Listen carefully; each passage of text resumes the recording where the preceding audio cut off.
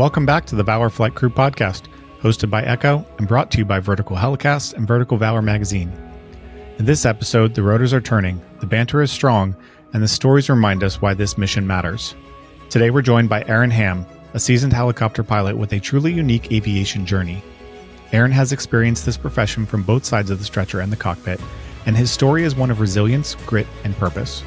We dive into his experiences in flight instruction, crew resource management and HEMS, and the realities of operating in high-pressure situations, balanced with the humor and camaraderie that keep crews grounded. Aaron shares how a life-changing accident reshaped his perspective on aviation, medicine, and teamwork, and how determination and community helped him beat the odds and follow his dream to flight. It's an honest, uplifting conversation about dedication, following your dreams no matter what life throws at you, and never losing sight of the impact we have on the patients and teammates we serve. So strap in and enjoy the ride on this episode of the Valor Flight Crew podcast. Thank you to our sponsors, Airbus, Metro Aviation, and Spectrum Aeromed. Welcome to the Valor Flight Crew podcast, brought to you by Vertical Helicasts and Vertical Valor magazine. Produced in partnership with Echo, Every Coast Helicopter Operations, the Valor Flight Crew podcast promotes the personnel and life-saving equipment behind helicopter air ambulance services. Join hosts Mike Fideli and Blake Schreider for in-depth interviews and expert insights from air medical personnel, pilots, communication specialists, and maintenance crews who play critical roles in airborne emergency response. Line 1 accepting. Copy, Line 1, gotcha, accepting. You're going to be talking to Red Feather 1 on LCEMS. As you guys know, and I've learned a lot more head trauma can cause some serious cognizant issues, and behavioral issues that you don't even know about. And so they weren't sure what I was coming in with because of, I might have traumatic brain injuries and stuff like that. Yeah. And so I'm in this lockdown where I'm really confused on why I was here. And then they were doing assessment tests on me, and again, as I said at the beginning, I am not a fart smeller. And, and so was not doing great on these tests because I've never tested well. I've never standardized tests are not great. I do not do the good on the tests. and so I was all of a sudden I'm taking the middle of this test. I can't remember what it was, but I remember thinking, I have brain damage. Like, how would you know if you have brain damage? If you're brain damaged, would you be cognitive to know that you have deficits? And if I thought maybe they're just being nice to me, you know what I mean? Like, oh yeah, you're doing so good, but how would you know? Like, obviously this test, I'm doing terrible on this test. I mean, hopefully if you have the cognitive ability to have that thought process that you've got something going for you. Maybe you don't know. You don't know. Have you ever had brain damage? I don't know. I mean, probably at some point in my life. It's debatable. Exactly. So I remember just crying and the doctor being like, "You're fine. You're fine." Like, oh my God, get him out of there. So they moved me out of there pretty quick, which is nice. Get this guy out of here. Yeah. Kind of then after that, we met together and we went over our goals. It was kind of like, these are your goals to move forward. And this is to get out of the hospital. These are things you want. And the goal is to learn to live life in a wheelchair. Mm-mm. And I said, well, I thought I'm here to learn how to walk again. And they said, you're not going to walk. I mean, I had zero tone. The amount of damage that I had, again, not only the burst fracture, but also the dislocation of that spinal column was really hard, and the part that was bad was that because my spinal cord was in an S with the two collapsed vertebrae on top of it, it pinched off the blood from the spinal cord for over 8 hours before they were able to relieve that pressure. Wow. And so they were just like, it's not gonna happen again. And so, I was like, no, I'm going to walk. And they're like, okay, well, you're not going to. And I just, going to rehab and stuff like that. And I just kept like, hey, when are we going to try and stand up? And I'm like, again, zero tone. You could shove a needle into my leg and I wouldn't be able to feel anything. And I had, again, weakness in my hands, kind of like that, the hand clasp issue. So occupational therapy stuff with it. And I just kept saying, hey, we're going to do this. And they started bringing in psychologists, to to tell me, hey man, you really need to deal with this and you need to move forward with the fact that you're never going to walk again. And they were telling my parents, you know, you need not to encourage him and he may walk again. And I get it. Again, at that time, it was really insulting coming from this side of it. I understand where some of that Yeah. comes from. The facts. There are sciences behind this, you know. But I just knew, you know, I figured that, you know, God obviously had something for me in my life, and whether I was going to be in a wheelchair and never walk again, or whether I was going to walk, that, you know, I'd be able to work and do good works to Him, you know, afterwards. And so it was just like I just knew it was just a piece that we had. Mm-hmm. And there was a lot of hard work with it. And part of it was, I always laugh at this one. We did this one rehab where I was sitting, I had a big chest protector on, like a, you know, to lock me in, but it had a big hole in the front. And I got told Mike this, I called it my Polish bulletproof vest. You know what I mean? The big hole in the center. And for which I told him, you're speaking to someone who's half Polish. yeah. It was, you know, it resonated. And so,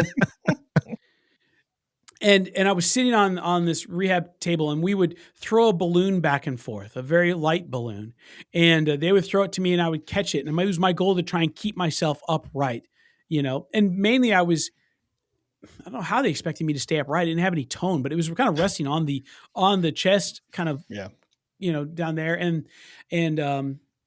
they'd throw me, and I'd catch the balloon, and I would fall backwards. And then they'd have to catch me, and same thing going back and forth. And it was very humbling to be that weak again. But one day, I was in my bed, and all of a sudden I started seeing something at the bottom of my bed moving, and it looked like it was crawling through there. And I was like, "Oh my God, is this a mouse or something?" And I pulled back my covers, and it was my toe, my big toe, and it was moving. And then it's so funny, and I laugh at this, but I totally had a Kill Bill moment where I was like, focus on that toe, moving that toe. Yeah. Like literally, it's so funny. When I watched that movie, I was like, oh my, like everyone's like, oh, that's so movie thing. No, that really happens. No, but it's that ounce of hope. You're like, oh my God, this is happening. Yeah. So we called the doctors in. The doctors come in and we're like, whoa, what's going on? They're like, I don't know. They go in for scans and they're like, I don't know. They couldn't figure out why I was getting some tone back. And I was like, okay, we're getting after this. You start to see that movement of your toe. And like you said, you were trying to like, all right, I'm going to focus in on this and that connection, you know. And I think when you're talking about how they brought in psychologists to try to help you and your family deal with, hey, you're going to have to figure out how to live life in a wheelchair. And then you see that all that goes out the window, right? Yeah. Like you're like, no, I knew this. I felt this. This is going to happen. And having that will, like, I can only imagine what that did for you in that moment to be like, see, I told you, I told you that this is what I was going to do. I can only imagine what that feeling was like for you to, and that drive that you probably got at that moment. Yeah. If you weren't determined before. Yeah. And a lot of it, music really helped me. I play a bunch of different instruments, and having my guitar in my room, there's a piano there that I got to play. And again, doing my own rehab, playing my guitar again, and the combination. I've really had some really, really good rehab people in my life that have really pushed me from the beginning, and really helped me out. That and massage therapy was huge. As soon as my wounds on my back healed up, they started working on doing massages. I have huge scars on both my side and my back that they've worked, and they're actually very, very loose and don't affect me because of massage therapy that started right away. But I started getting tone back. They freaked out. They couldn't figure out why, but they're like, all right, we'll go with it. Yeah. And I finally was getting enough tone back, and that they were going to start doing some other stuff. And one morning I woke up, and they rolled me to my side to go put my chest protector on, and I lost feeling in my leg. I said, I can't feel my legs anymore. And they're like, crap. So they rolled me back on my back again. I was like, okay, I can feel them again. And that crap. So they ended up taking me, and they found that I was having, basically my spine wasn't stable yet. So they took me up to a hospital up in Wisconsin, University of Wisconsin. Dr. Resnick up there, phenomenal surgeon. He was a orthopedic surgeon who also worked hand in hand with a neurological surgeon. And he was actually on vacation, and he came back from his vacation to do my surgery. Wow. Yeah, super cool guy. And they put in two 12-inch Harrington rods. So I ended up with a basket, a 6-inch plate, two 12-inch or 4 2.5-inch screws, then two 12-inch rods with another 8 2.5-inch screws, that go in me. And then I also had to have work on my face done. When the plastic surgeon came in to talk to us about, he asked my mom and myself, kind of what are your expectations? And this is a funny story. My mom goes, just make them marriageable. Okay. That's all. Just make them marriageable. Which is, I love my it. mom's just as big as a ham. It's funny. My mom talks about this plastic surgeon. She goes, he walked in. He was the most beautiful man I've ever seen in my life.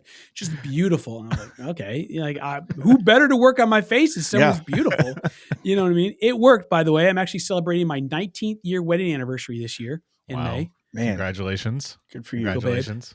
Thanks. And it's based on courtesy laughs. I'm fine with that. She pretends to laugh, and I believe it. And so that's all. Really well. We're simple. That's all we need. Just it. Just give me a laugh. It's fine. That's it. It's actually she's funny. Yeah, I'm very lucky to have my best friend be on trip. We've lived everywhere. You name it. We have lived in so many different states, so many different cities, and she's my little travel buddy. We just get after it. So anyway, went back to the rehab facility after that, and it wasn't much longer before I took my first step and I stood up and on the parallel bars, and I got a picture of me where I am standing up and I let go. My hands are in the air, and you can see the specialist, the doctor there, reaching for me because I wasn't supposed to let go, but I was like, I'm standing. And everything came back from there, and I started just to push. We pushed hard, and we got after it. And I ended up walking out I was in a walker, but I walked out of the facility. Yeah. That's amazing. That's incredible. And it took many more years after that rehab to get me through that process, to where I was well enough. But yeah, we finally kind of recovered well enough to get into it, Wow. I'm just thinking about as you're standing there and they're like, don't let go of the bars. And you're like, yeah, watch me. And it leads to, I feel like that's how a lot of things have probably happened in your life, Aaron. They're like, hey, don't touch that. You're like, watch me. Yeah. Why are your fingers smoking? I touched it. But so you go from, you're never going to walk again. You need to comprehend and adjust to a life not walking and in a wheelchair. And then you get feeling in your toe. It grows. You get more surgery. You're walking. And like you said, you walked out of that facility. Incredible. Yeah. And then from there, the quote unquote, the sky's the limit, right? So how did you get to that point and what was that process like to where you're like, you know what? I want to fly. I want to be a pilot. And are you able to discuss a little bit like some of those challenges that came with that you want to be a pilot, but you have some of these injuries or experiences. Can you kind of tell us what that was like for you? Yeah, totally. I think in the industry, it's pretty universal that we can't help but stop whatever we are doing and stare at a helicopter flying over. Oh yeah.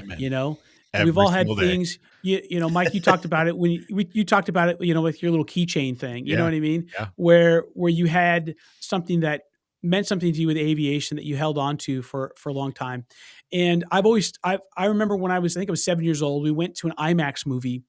I think it was on about Alaska.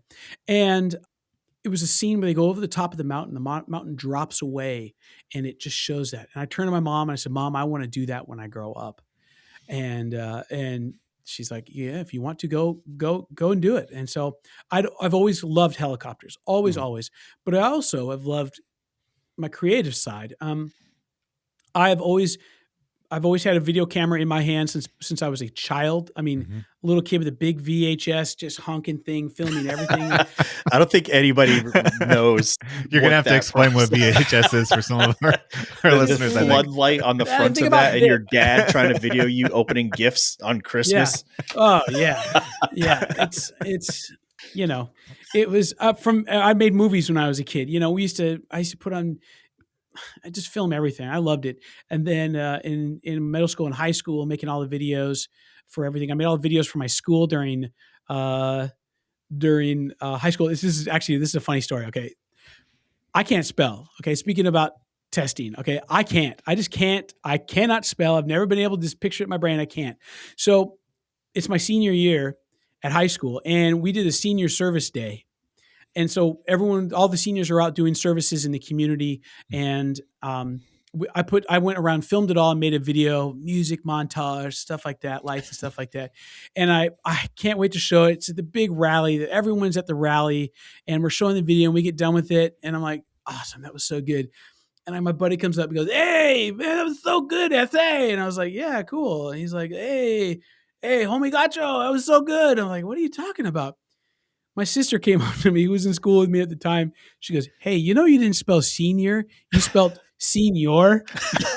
I was like, oh, God. Senior service day. So that was, wow.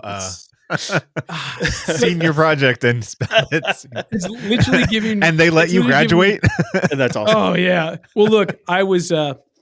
that's the year I had my accident. So I actually was in a wheelchair at the time. So what are you going to do? You can't make fun of the kid in the wheelchair. I ended up walking across the stage when I graduated, which was pretty cool. But yeah, it's one of those things. Thank you to our sponsor, Spectrum Aeromed. Every mission starts with the right equipment. Spectrum Aeromed designs advanced, customizable medical interiors for rotor and fixed-wing aircraft, helping crews care for patients safely and efficiently in the air. Discover more at spectrum-aeromed.com. I've always loved film. I ended up getting into film, commercials, TV, some movie stuff, and I've been a photographer forever. I love being able to take pictures, and it's been phenomenal. I've been able to live in cool places where I've been able to take some really cool pictures. Yeah. And it was 2007 is when I got married. And I was trying to decide which direction I wanted to go. And my wife and I, she literally, after we got married, she goes, "Is there a dream that you've had that I could help partner with you and help you achieve?" And I said, "I've always wanted to fly helicopters." She goes, "Well, let's look into it." So we have a piece of paper that we wrote where I've got kind of two different directions. I was going to go to, we either going to go to like Full Sail in Florida, and I was going to go to motion graphics school, which I was really getting into at the time, or I was going to become a helicopter pilot. So we went and visited there, and we went out to Utah, and I took an intro flight. And I was like, yeah, this is what awesome. I want to do. Hooked. Yeah. This is like, let's do this. And so, that's where we went. So we moved, I was at that time, this was 2007, this is like 4 years after my accident. I was on still pain medications for my back, with an injury like that. You do suffer some pain from that. And so I called, I'm going to be a pilot. And then they said, "Well, you got to go get your medical." And I was like, "Okay, I'll go get my medical." So I went to the doctor and I was like, "Hey, I'm going to be a pilot." And he looked at some of the meds I was on, and he's like, "Whoa. Yeah. Like, whoa." And he goes, "Okay, here's what we can do. You can't be on any of this stuff. And he said, I'm not going to deny it. We're going to send it to the FAA and see what they want to see if they'll clear you to go through this." And so I began a pretty decent process. I got off all my pain meds, which is actually wonderful. It's probably one of the best things that has ever happened to me was the fact that I take no pain meds whatsoever. There will be a day when I'm old where my back will be done and I will need pain medication, but I won't have 20 some odd years already of having a resistance to it. Yeah. So it forced me to really, take ownership of where my body was, right, to learn how to work with it, and then to see if it was, if I was going to be well enough to do it. Right. And so bunch of back and forth with them and checking out from doctors, neurologists and stuff like that to make sure that I was good. And then was on basically you had to do these checkups every year for like 10 years or something like that, just to see if there's any changes. Right. And before you have an unrestricted, medical license with that. Right. And so, yeah, we started the process of that. It took me a year or so before I got my full clearance for it, almost a year and a half. And we had actually moved out to Salt Lake City without knowing whether I was going to get cleared for it or not. But we just knew. I just was like, and faith like a child. And yeah, when you put your mind to something, right? Yeah. You really can accomplish it. And I think that's just an awesome story of how you got from point A to point B. And first off, thank you for sharing your story with us. I know that that's not something that's probably easy for you or your family to have to relive some of those things, but I think it just shows your level of determination, your level of perseverance, and how you are getting to where you are, like living your best life now, as a helicopter pilot for what is the base you were flown by all those years before. So that's the crazy part.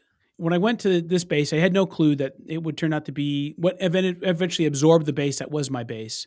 And when I talked about it, they're like, hey, we actually know those people. And some of the med crews had actually worked with the paramedic and the nurse, Deke Bell, Alicia Nichols, and Joe Pendergrass. And they were the pilot, the med crew, and the nurse and the paramedic who saved my life. And it was cool. We just our base celebrated their 20-year anniversary recently, and they flew them out. Deke was there, and Alicia, she sent a video message. Joe couldn't make it, but it was cool to be able to meet them. And I've talked with them on the phone now, to be able to meet the people who were there. And tell them like what you did that day when you accepted that flight that day, you saved my life. Yeah. And that it really does bring that humanity into it. And again, we talked about this at the beginning of this podcast, which was my job is to take you from point A to point B. You know what I mean? To call you guys self-loading baggage is kind. It's very kind for me to call you that. You're barely that. I'm kidding. I'm not. That's actually not true. Wow. No, I'm kidding. Shots fired. There's another reason you're getting hate mail this week. Good. I love the hate. No, actually, again, the amount of respect I have for the med crews is phenomenal. But being able to see it from both sides and knowing that when I serve my community, not only am I doing my job, but the people that are just like me, that are going through what's one of their worst experiences of their lives, I'm able to help them with that, in a safe way. And at the same time, I have to be guarded against that, right? Again, my job is to not be emotionally involved in it, but to be able to make calls based on, what the weather and what our fatigue level, the I'm safe, all those things need to play into me making the right decision for it. And it's, but it gives me even more purpose. You know what I mean? And it's not even the first time I've saved lives either. Here's a cool story for you. This is when my area manager he reminded me to tell you this one. Okay. So I'm at INDOC, right? And we're out to dinner with a bunch of pilots. And, we were just sitting around going, Captain. Actually, that's not true. We don't do that. We don't have epaulets. Sure. We don't. No. Yeah. Look, if we could, helicopter pilots are a little bit different. If we could, we'd wear flannel and flip-flops, and we'd be pretty happy with that. But we're sitting around. All of a sudden, you hear this in the background. And you hear, I turn around, I see a lady. She jumps up, she grabs her teenage child. No, she starts doing the Heimlich maneuver at like chest level on this girl. She's probably, 16, 17, 18 years old. And now I have been waiting for this moment my entire life. And my family will tell you this, my wife especially, this is true. For some reason, I have known that I was going to do the Heimlich maneuver on someone someday. And every time I'm in a restaurant, I'll hear someone do a little cough or something. And you jump up right away. I don't jump, but I'm always like this. My wife makes fun of me. It's funny. Someone will cough. My wife will go like this. I'm like, stop it. But the thing is it happened. I went over. I said, are you choking? And the girl, it was so crazy. It was like a movie. The girl's doing this. I'm choking. You stopped on your checklist first and said, are you joking? I didn't stop. I pulled out my checklist. And first I assessed the area. I looked for hazards in the area first. Yeah. I did my checklist, but no, I said, are you choking? And the mom just threw her at me. Okay. So I turn around and I give her 3 solid, muscular, humble but muscular abdominal thrusts. And on the third one, it came out on the second one, which I didn't know. And the third one, I'm squeezing her. She goes, it's out, and But it was we Poor looked about girl. 9. Yeah, oh yeah, I squeezed the crap out of her. About 9 feet away was a piece of a steak about yay long by about yay wide that she had sucked down her windpipe, and launched it out of her esophagus. And now So the you mom's were, you were crying. born for this career. Yeah, well, I mean, I've always known that this was going to happen. Mom's crying, she's crying, but smiling, we're hugging and everything like that, and everybody in the entire restaurant is just flabbergasted. Right? I go sit back down, and everyone's just stunned, and I was just taking a minute. Then the thing was, my wife was on a flight at the time, but she had messaging services. I texted my wife. She knew I was out to dinner. All I texted her was, "It happened." That's all I sent her. And she goes, "No way. Are you kidding me? There is no way that happened." Yeah, it happened. So the next day at InDoc had gotten back to the med crew, and the head of our medical portion, she comes in, she goes, "Where's Aaron at?" And I said, "Well, I'm right here." And she goes, "Hey, come over here." She came over, brought me over to the med side where they were doing their InDoc stuff over there. And she goes, "Hey, you're sitting in the wrong area with the pilots. Today you're supposed to be sitting with us." And it was pretty cool. Everybody, heard about it. And then the cool part was our flight suits, the pilots usually, they don't have any pockets. It's kind of an old military thing where you're not supposed to have your hands in your pockets. Again, dumb, but whatever. And so she goes, "Because you saved a life, you get to wear med crew pockets. You get pockets." And so now I wear my flight suit with my pockets as a little pride on that. But again, the saving life aspect of it, I grew up doing, CPR classes and first aid. I was in Royal Rangers, so I had all the patches with all that kind of stuff. And it is helpful to be prepared. But again, the respect I have for you guys is enormous. Because you guys got to be ready for whatever happens. And then when you're in the helicopter, you guys are it. You're it. And you are the doctor, which you're better than doctors at that point. You know what I mean? It's Thank you. It's okay. Blake's been waiting for someone to acknowledge him like that. that was more for the nurse than the paramedic. But I'm just kidding. I'm just kidding. Oh, man. I'm just appreciate kidding. you. You know what? They call them paramedics because it takes two of them, a pair of them, to make a nurse. You know what I mean? Is that what they say? Oh. That's not true. It does. That's not it true. is a lot not. to be a It's professional butt wiper. I'm just going to sit back over here and I do understand. I say all these paramedic jokes because my sister is a paramedic. She was a paramedic out in Virginia for a long time, and now she's out in Seattle. So I give her paramedic hell so much. It's my favorite. It's a sibling thing, but paramedic thing on top of it. Yeah.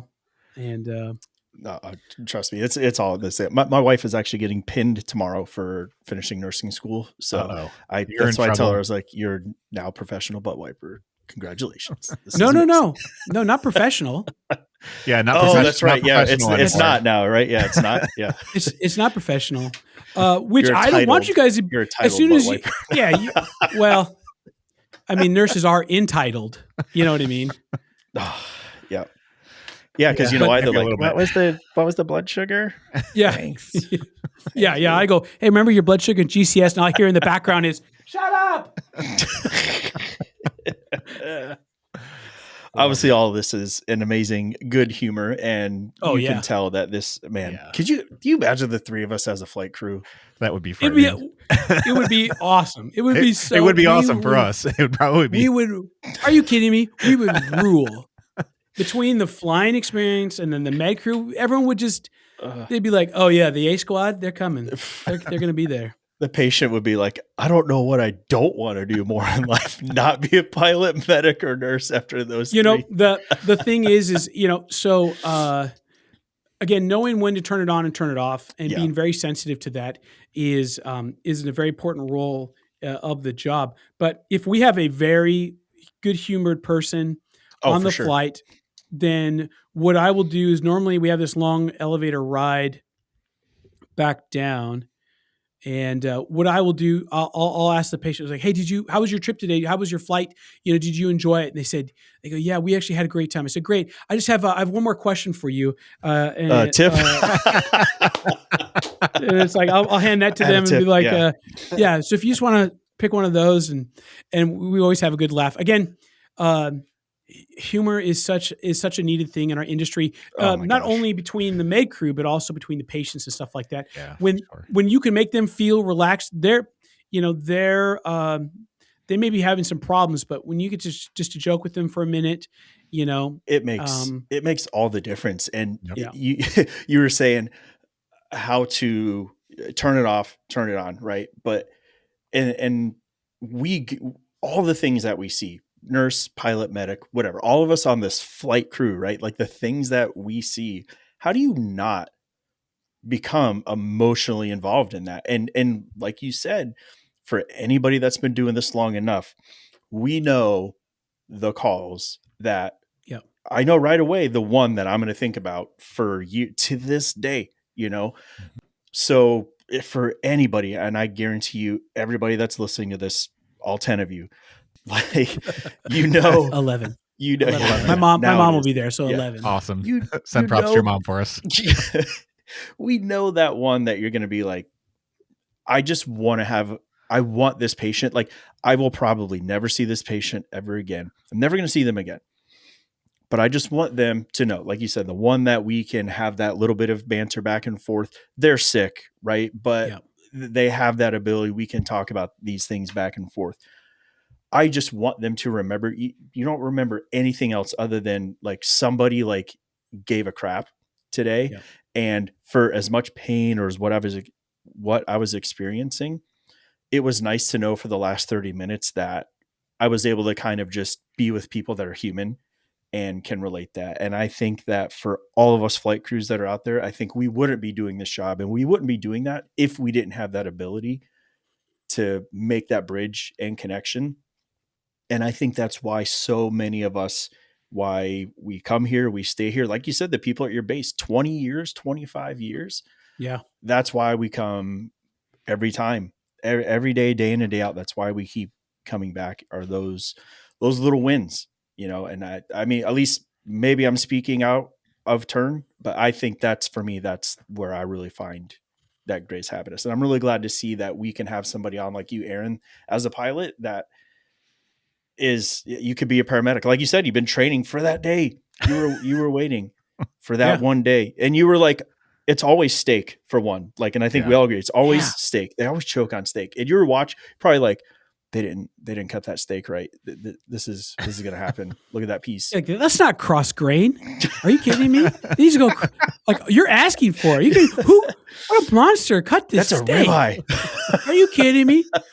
Like, you just murder that. First of all, that thing this is a stone. You're going to swallow that thing. You're going to chew that for a week, And on the way back to your seat after you got that out, was it like you had a music montage on the way back to the seat, like Family Guy, right? Montage.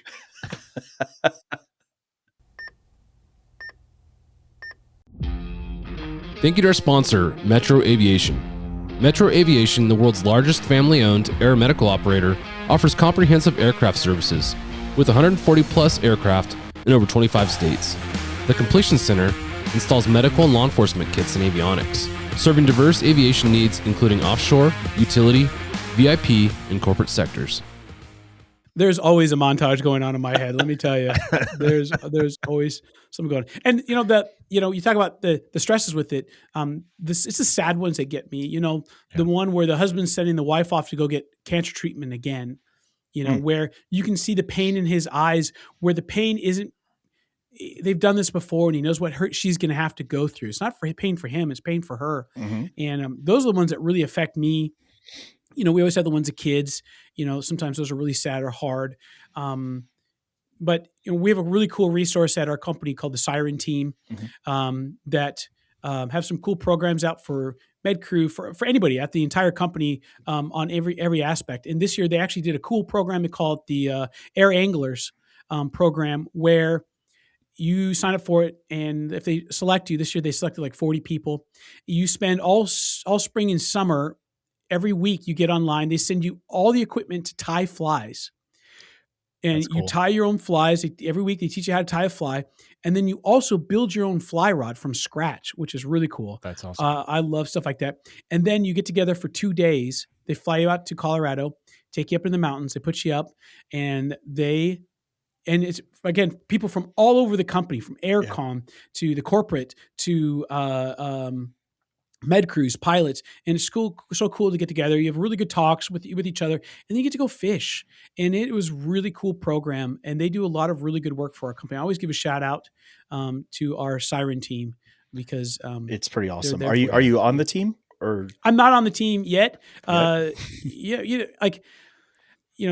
waiting for the drain bramage results to come back from that, but they'll let you fly, but they're not sure if they're going to let you on the results team. Are in, yeah, exactly. But I mean, we do that for each other, right? Yeah, I mean, we are each other's. Sure. We joke around, and we need that. We need a stress release from each other, and to know that other people have gone through it with you. If you did this job by yourself, if you were a solo med crew that just went on your own, it would be tough. But when you have another person, your partner, especially if you get along well with your partners, that can really bounce it off. I've got a buddy who's my best man at my wedding, who he is a nurse practitioner now, and I'm able to talk if I need to about some hard things with him. He has an understanding from the medical side of it, but also, doesn't have the aviation side, but is a really good friend of mine that I can bounce stuff off of. And, and you got to decompress. There was, so when you're talking about that air anglers and like getting people out, I think it's so amazing to see a lot of companies nationwide, countrywide, that are putting things together like that and kind of recognizing a lot of the things that med crews, flight crews, everybody is you have to experience and go through. And Mike, maybe you can back me up on this.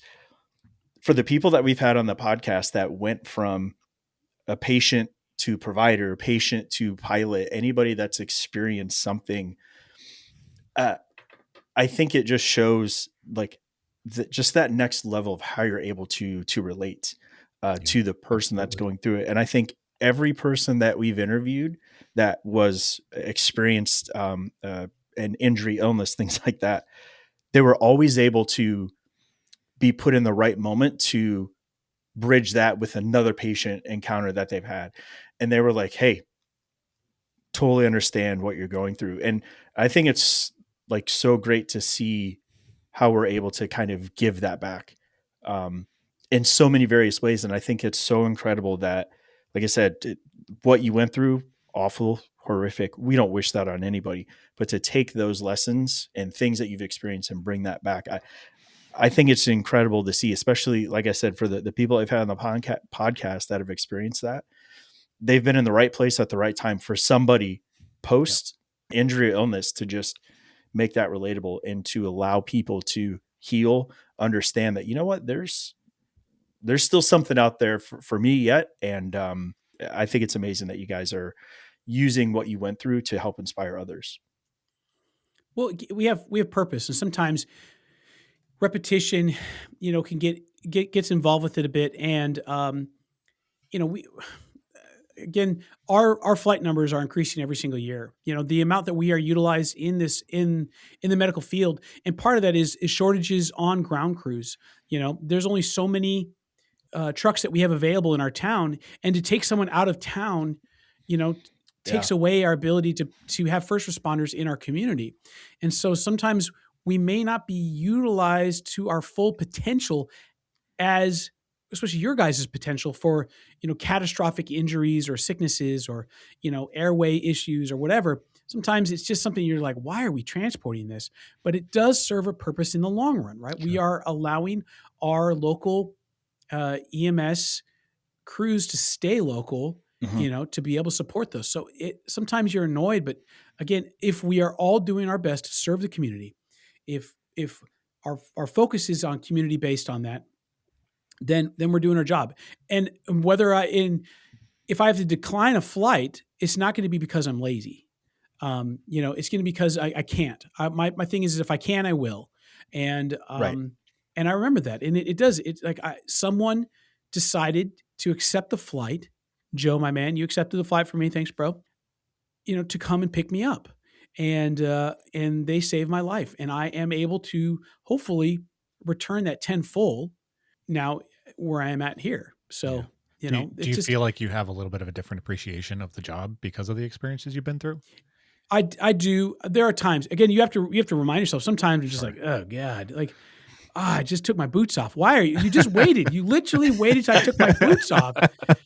Don't like, I got laced. I made the mistake of getting laced boots. You know, I got rid of my zipper boots. And so I'm like it's 40 minutes to strap up my boots. You know what I mean? It does not. I actually can get in my shoes very quickly. I was gonna say, do we need to work on that? You know, bunny ears again, and how to tie them? Occupational therapy a little bit. You know what I mean? But yeah, I mean, it gives us purpose. Our area manager, phenomenal guy. He was a paramedic, worked at our base for a long time. He's from the area, and he does a phenomenal job of he understands us as a crew, as one of us, but also as someone who grew up in the community. He always does remind us, like, this is why we're doing it. You know, if we can, we will. And what can I do to support you, to help you to do that job? And I mean, ups and downs. I mean, all aviation side of it, you know, has its good parts and its bad parts. Sure. You know, especially for you med crew. I mean, the work, you guys do a lot of work on the front end. You get a break in the middle, and then you do a lot of work on the last part of it. You know what I mean? Yeah, and I think that's been one of the, like, listening to you as well as some of the other guests that we've had on the podcast, and then, you know, kind of balancing that with my own experiences of the last, you know, 14 years of this, and, you know, 26 or 27 in healthcare altogether.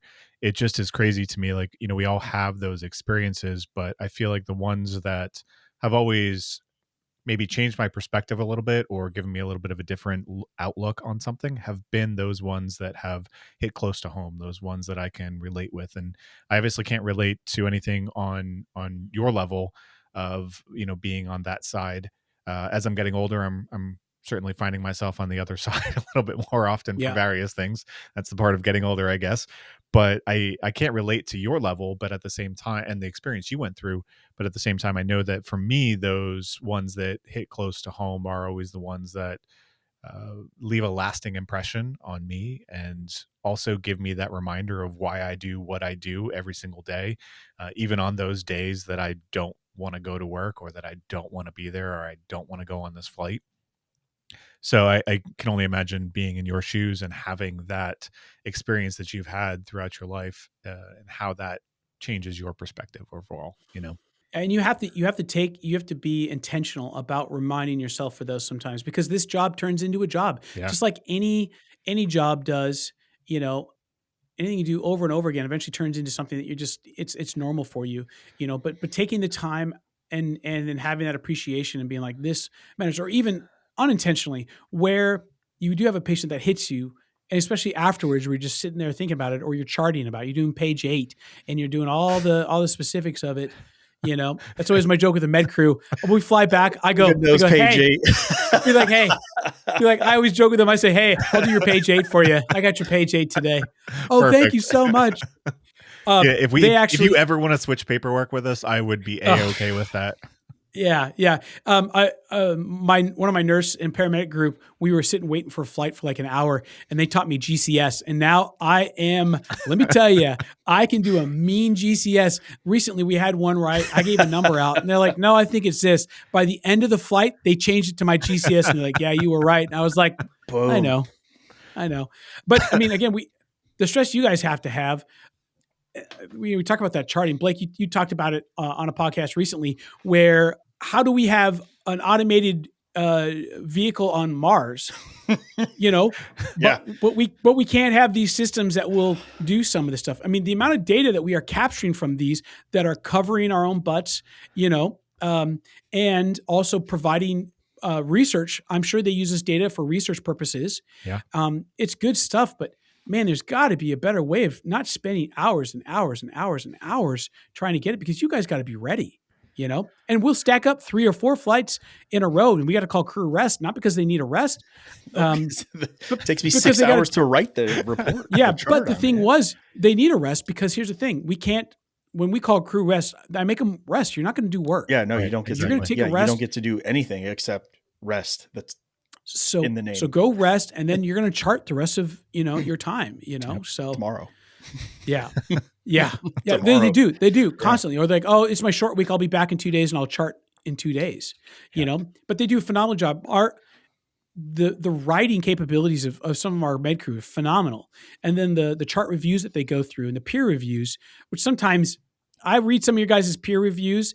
It's sus a little bit, and it reminds me of college when you had to you have to go and respond to my post, respond to your post. And people are like, great. And some people get into it and they're just like, that was 29 minutes since your last blood sugar, not 30 minutes. And you're like, oh, thank you for that. I'll do better next time. Safe flight. You know what I mean? Fly safe. Fly safe, and I'm so glad we don't have to worry about that as much at my agency. But yes, I'm sure it happens out there. Thanks to our sponsor, Airbus. Airbus provides the most efficient helicopter solutions to its customers who serve, protect, save lives, and safely carry passengers in demanding environments. Its civil and military helicopters are flying all over the world, making missions possible. Visit airbus.com for more information. You talked about your hesitancy for, Mike, you talked about your hesitancy about moving forward technology, but that's an area that I think really could be, and I think you would be fine with it, doing some of that work for you. I absolutely would. And we discussed that in some of the other podcasts. I think that's one of the things that I really see being a change in our industry, because, there's nothing that's going to change about how I start an IV or, necessarily doing a finger T or an intubation or those kind of things. Like, those are physical skills I have to be able to do in my everyday job. But the charting aspect can really affect how I do my charting. And I don't know what that's going to look like, but we've had a number of discussions on it, and I am looking forward to that. I will not use my typewriter for this anymore. I promise I will move forward. we have, again, having the age group that we have some finger poker typers. Oh yeah. On our group that. And I can only imagine there are some charts that literally, even with two of us working on them, take anywhere from 3 to 5 hours to complete the chart, just because we were at bedside forever for those patients. So it's just, one of our nurses used to do the audio stuff. He would dictate it. So everyone would be typing it in the background. You hear this. The patient gets 15%. And you would be like, bro, I can't take you seriously when you're doing that. Like, hey, I'm charting over here. You know what I mean? 75-year-old patient. I don't know what they could do with it. A lot of them, they'll try and chart on the way back on their iPad. Air Methods does a pretty good job pushing their technology with that. And like I said, it's my first gig with EMS. I don't know everything about it. And to say that I know everything would mean that I think I'm a pilot, which I am. But I wouldn't have guessed that from the conversation. Not at all. I'm glad you pointed it out, because I wouldn't have figured it out otherwise. This industry is phenomenal. I really enjoy it. The team aspect, again, like I talked about in the beginning, the crew resource management portion of it, which is the buzzword, but realistically, it's the team. We are in this together, and I go down with the med crew. Not everyone has to do this. Anyone can do whatever they want, but I go down with the med crew, and then while they're taking care of the patient after they move off the bed, I'll clean up, I'll disinfect everything and try and pack everything up, try and get them ready to go so that we can move on to the next one. And they do the same. When we go land for fuel, as I'm spinning down, they'll jump out, they'll put the credit card into the fuel, they'll pull the hose for me, they'll ground it so that way I'm done spinning down, I can go ahead and just pump fuel, we can get going again. I have to brag about our team at our base. I'm so lucky to have the crews that at my base that I have. Everyone, we're a big family. Well, we really are a big old dysfunctional and beautiful family that I was gonna say there's some dysfunction at every one of these families, but when you find the family that you fit in, there's no better feeling. Like, friends here, I got something I made for them. Uh-oh.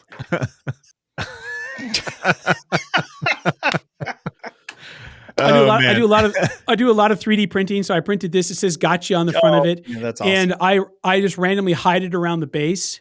You know what I mean? And then they'll say something and they're like, "You got that?" And be like, "Okay, I got that. Don't you worry about it." Oh man. Yeah. It's you guys would love it at our base. I have no doubt that absolutely would. Absolutely would. I ham it up, Yes, you do. Like I said, I can only imagine what it's like working a shift with you. But $1 million question to wrap it up. So obviously your experiences have been very robust in your lifetime, and I'm sure changed a lot of your perspective on stuff, being on both sides of those skids, if you will. What if there is one thing would you want anybody else that we do, if you're talking to all the bases across the country right now, that you would want them to remember about the work that we do, since you've been on both sides? What would that, one thing be from your perspective? You have to go back to why we do this.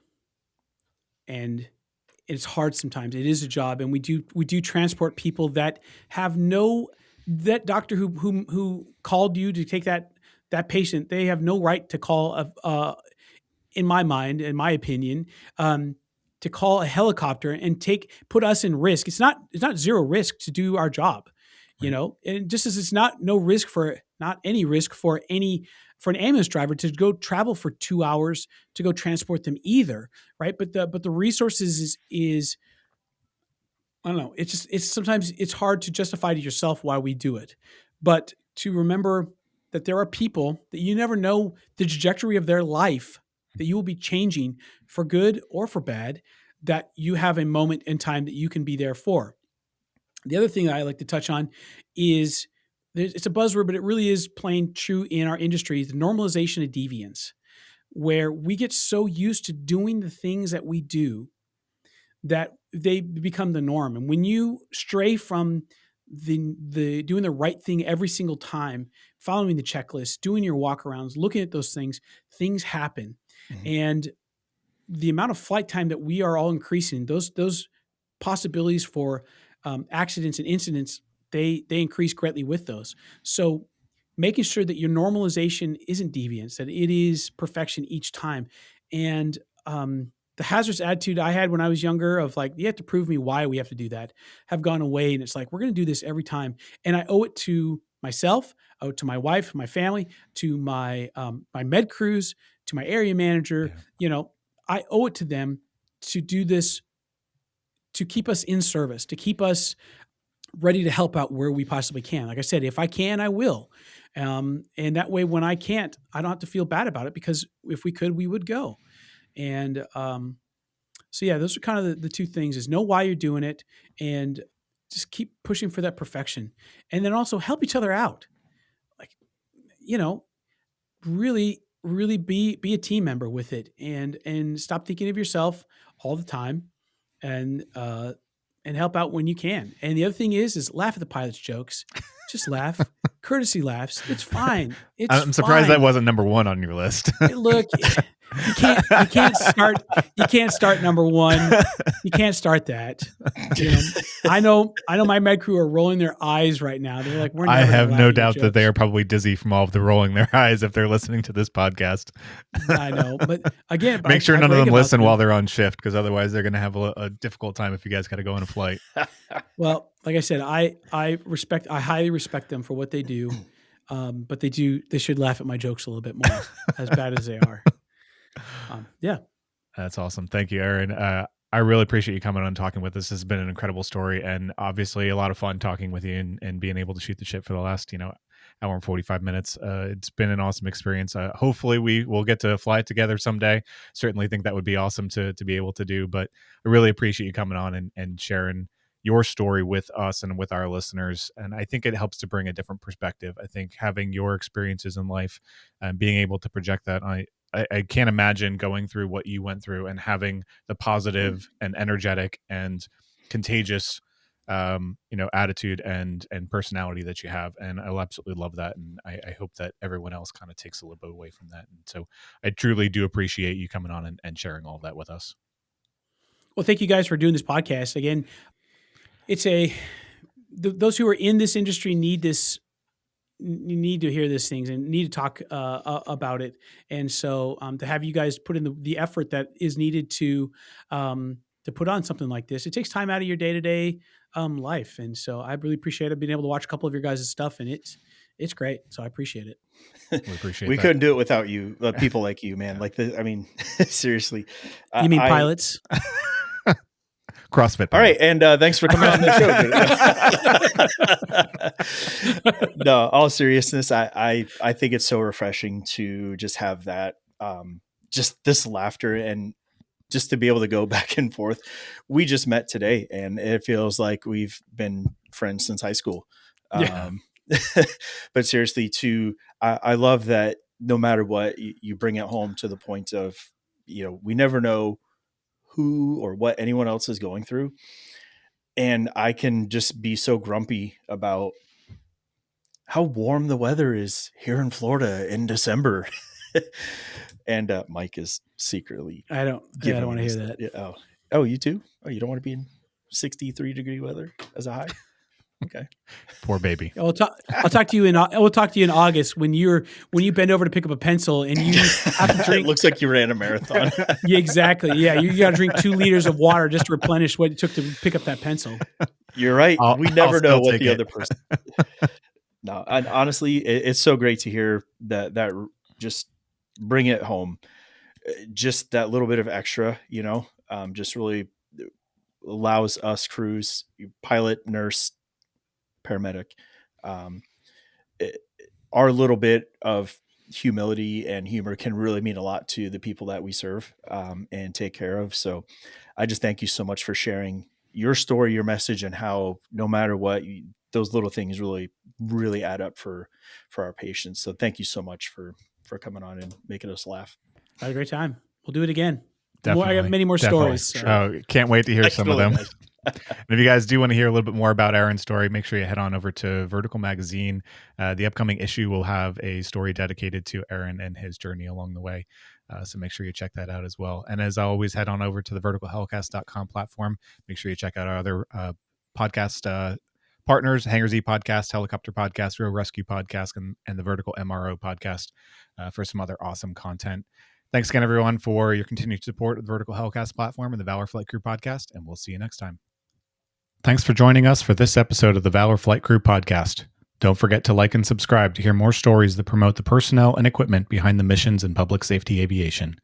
Lastly, stand by for a message from our sponsors. Thank you to our sponsor, Spectrum Aeromed. Every mission starts with the right equipment. Spectrum Aeromed designs advanced, customizable medical interiors for rotor and fixed-wing aircraft, helping crews care for patients safely and efficiently in the air. Discover more at spectrum-aeromed.com.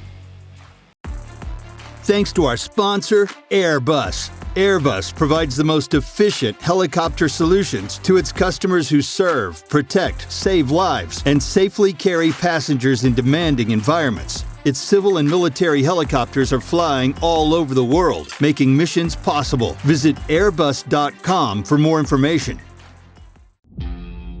Thank you to our sponsor, Metro Aviation.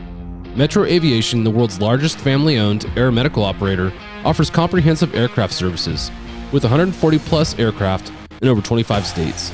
The Completion Center installs medical and law enforcement kits and avionics, serving diverse aviation needs including offshore, utility, VIP, and corporate sectors. As we wrap up today's episode, we want to thank Aaron Hamm for sharing his journey, his honesty, and the perspective that only comes from truly understanding this profession from every angle. Stories like Aaron's remind us that aviation and medicine are about far more than checklists and procedures. They're about people, teamwork, and showing up for one another when it matters most. Whether you're in the cockpit, in the back of the aircraft, or supporting the mission from the ground, the impact you make is real and lasting. If today's conversation resonated with you, share it with your teammates, build that base camaraderie, and keep that safety voice strong. Progress happens when we learn from each other and continue to grow together. Until next time, fly safe, take care of each other, and never lose sight of your why.